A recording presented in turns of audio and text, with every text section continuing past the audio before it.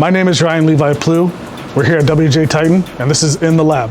Today we're going to discuss material condition. So material condition is a modifier to some GD&T results, and what it does is it gives you a tolerance bonus based on the deviation from maximum material or least material condition. Now what maximum material condition means is it's a feature of size at its condition that has the most amount of material. So the smallest hole or the largest peg.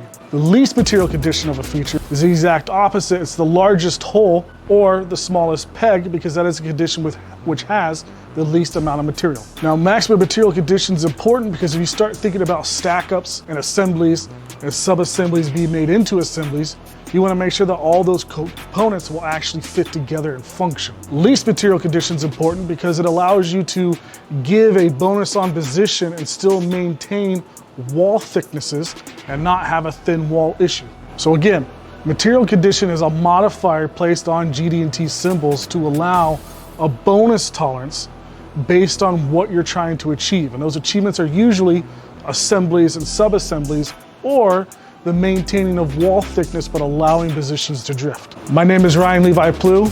Again, we're here at WJ Titan. If you guys would like to start a conversation or drop a comment, please do so below, or don't be afraid to reach out to me or one of my colleagues. One other important detail is these videos, this library of videos, has been generated due to feedback from customers or concerns and issues we've ran into with customers and their suppliers. And these videos have been created to allow people to find this information and to educate themselves. So if you guys don't drop a comment below, don't worry about it. We'll keep making videos because as we come across things, we'll generate videos. I'm Ryan Levi Ploughe, and I gotta go.